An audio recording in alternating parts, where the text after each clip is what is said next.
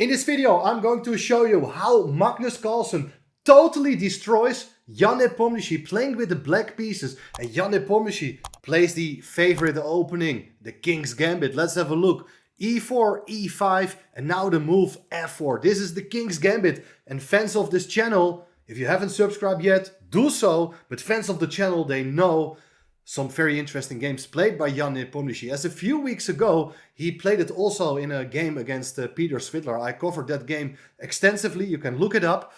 After e takes f4, knight f3, black has a number of options. And Peter Svidler played here the move knight e7.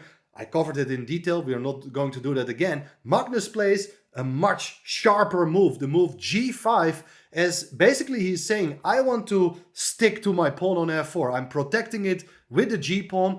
The pawn on g5 is protected by the queen on g5. So this is a very principled way of dealing with the King's Gambit. But of course, it's another pawn move. Black is taking quite a lot of risk as well, because his position is getting opened at the king's side.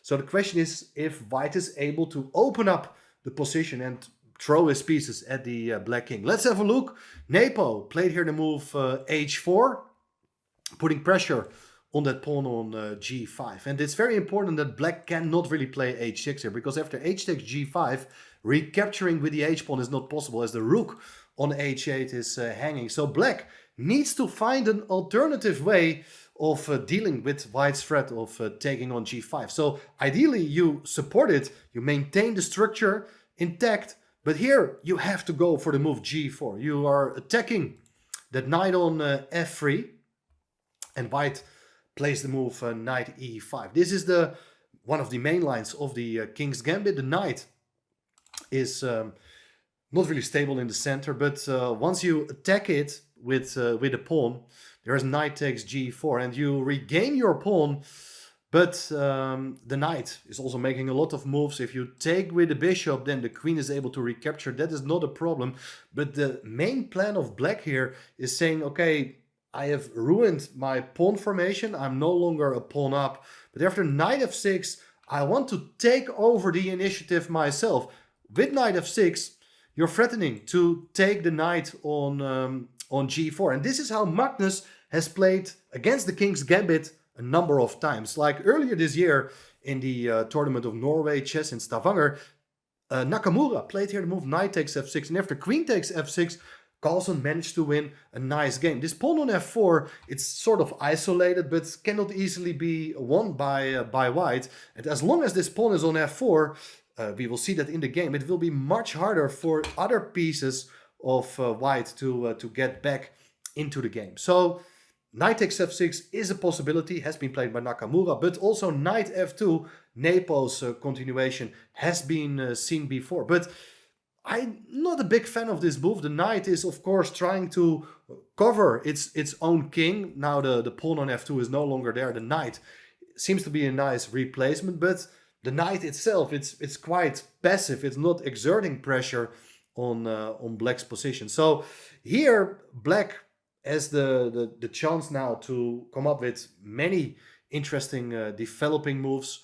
I would say rook g8 or bishop h6 are good moves, but Magnus goes for knight c6. He develops the knight first to c6. It's a good move, but there is also the move d4, and maybe the knight on c6 is not ideally placed. But we are talking about details now. You should keep in mind it's from the speed chess tournament.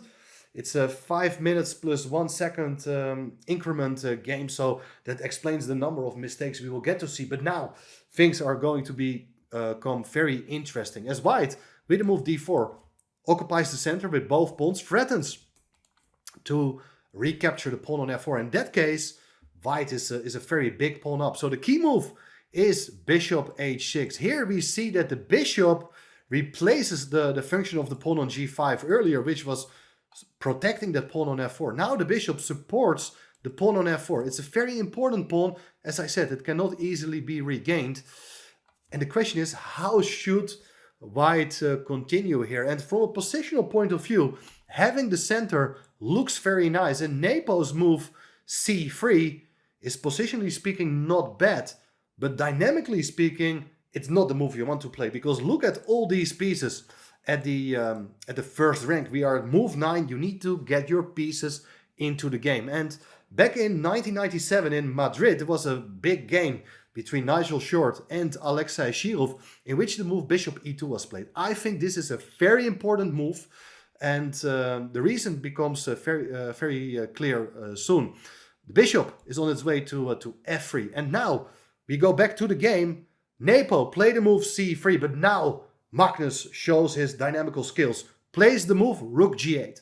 This is a very nice, ambitious move. You're not interested in castling kingside any longer. You place the rook on the half-open g-file, and keeping an eye on the pawn on g2, you're saying this bishop on f1 cannot be developed. That's the main purpose of placing the rook on g8. Excellent move. White played here the move knight to d2, and here the move queen e7 was played. That's a good move because now the pawn on e4 is under pressure. It's attacked twice by the queen and knight, but both the knights on d2 and f2, they are still protecting it, but at the same time they can't move now. If one of these pieces is moving, let's say you play knight f3, the pawn on e4 can just be taken, and that's a big pawn. It was White's beautiful e-pawn in the center. It's no longer there, but look, this bishop on c1 cannot be developed. If the bishop from c1 cannot be developed,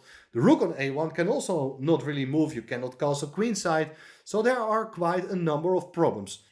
Nepo played here the move queen b3. That's an interesting move. The rook on g8 prevents the white bishop from leaving the f1 square. The queen on b3 prevents the bishop from c8 to move, because if bishop moves, there is queen takes b7. So it's sort of status quo. Both sides cannot really continue with their development. But look now, Magnus Carlsen is on fire. Played here the best move, rook g3. That's the sort of move you not often see at the highest level. Like we are at move 11, and the black rook is infiltrating into White's position with the rook on the third rank. There are ideas, of course, to give a check on e3. That's one possibility. But another very important thing is that with the rook on g3, you're pinning the pawn on c3. And that means the pawn on c3 is not a good defender. If black were to play, he would probably just take with a knight on d4. And after c takes d4, his rook takes b3. The queen is gone. That's another big advantage, having the rook on g3. You see, Magnus is not just playing for a single trap. It's a very nice multi-purpose move, rook to g3. And there's not a very convenient way of meeting all these problems. And Nepo said, okay, I'm going to play knight f3. I want to show you that the rook on g3 is now out of play. It's no longer exerting pressure along the third rank. And, well, you can take that pawn on e4. I don't really care. Magnus took the pawn, of course. He likes that pawn. After knight takes e4, queen takes e4, it's check. The king is stuck in the middle, and white is forced to give up the right to castle now. There's not a good way of blocking this check. If you play bishop e2, there will follow rook takes g2. As I said, this pawn on g2 is very important, and especially now, black is even threatening to take with the queen on e2, and that would be checkmate. So bishop e2 is not possible, but what should the king do then instead? Well, in the game there followed king f2. I just quickly want to show you if the king tries to run away to the other side of the board.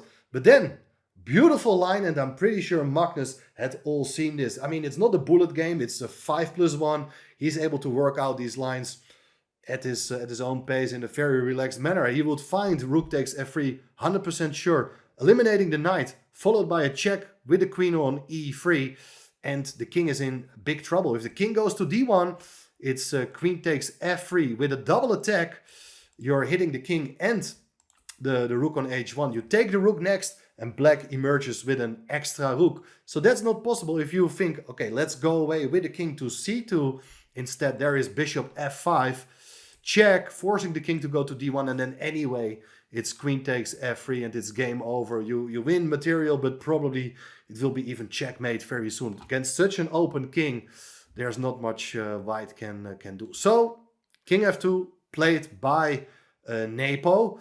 And, well, there are various ways of proceeding here with black.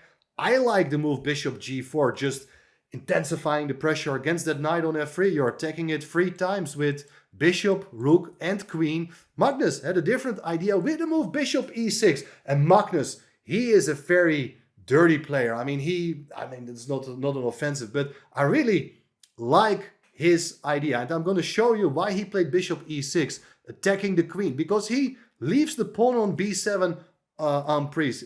White could have taken the pawn. He didn't do it. Bishop c4 was played in the game. But you want to know what happens after queen takes b7. You're attacking the rook in the corner. There was Magnus his idea to meet it with the move rook b8, attacking the queen. The queen can't take the knight on c6, which is defended by the queen on e4. If you take the pawn on c7, now Magnus's idea, now the b file is open for the rook. You can take with the rook on b2, because this bishop is not really able to take the rook. After bishop takes b2, it's queen e3 with checkmate. Look at that beautiful pawn on f4, supporting both the rook and the queen. Checkmate, beautiful mating pattern. While if you run away with the king, let's say king g1, it's queen takes f3 and it's game over as well. Look at this pin. The pawn on g2 is not allowed to take the queen on f3. The rooks are attacking. The queen is on the attack. And note that the black king, even though the white queen is quite near, there's not a check. The black king is absolutely safe. There's no good check. Bishop covers c8. That's it. It's just game over. So this was Magnus's idea. He wants to develop with gain of time. Attacking the queen, pawn on b7 can't be taken. Bishop c4 was played. But now if the bishop takes c4, queen takes c4, bishops are swapped. You just have to be careful, because white to move would definitely go for rook to e1. Pinning the queen on e4. So white is about to win the queen. But okay, this was Magnus's idea. He just brings the king into safety. That's just a very nice, solid move. His king is safe. White's king is suffering. And still white could consider playing rook e1. Bringing the rook into the game, attacking the queen. But the problem is that the queen will go back to g6, where it's absolutely safe. And at the same time, it does hit the pawn on g2. Rook takes g2 is on the agenda. If you protect it, I don't know, maybe with rook g1 or queen f1, just awful defensive moves, the other rook will come over, and black is having a very nice extra pawn plus a devastating attack. So that was not the move Nepo wanted to play. He went for the move bishop d2 instead. But now, a big move, as you may think that, okay, it's still an interesting game. White is about to get the rook involved, and anything can happen here. But Magnus had seen all of this. He knew that it's not just a quiet game. He looks at a way to open up White's king, and he does it with this move, knight e5. And this is absolutely game over. White resigned, guys, because if you take that knight, it opens up the 4th rank. The queen can be taken. So knight e5 makes use of that d pawn, which is pinned. You're attacking the queen. The queen doesn't have any good squares to go to. Of course, if you take with a knight on e5, there's rook takes g2 with check, as now the queen supports that that rook on g2. There's no longer a knight on f3. King has to go to f1. Now the simplest move is rook takes d2. Materials even, everything is hanging. You're threatening to take on h1. Also the knight is hanging, mate is in the air. This is game over. Knight e5 is such a killer move. I should also point out that if the queen goes back to e2, offering the exchange of queens, the simplest move here is just to take with the rook on g2. As if you take with the king is no longer defending the queen, and it's queen takes e2 and it's game over. So therefore, after knight e5, Nepomniachtchi resigned on move 17. His favorite king's gambit got completely crushed by world's #1 greatest player of all time, Magnus Carlsen. I hope you like this video, and now you know how to play against the king's gambit. Subscribe to the channel, like this video, and please come back for more interesting content how to play with and against the king's gambit.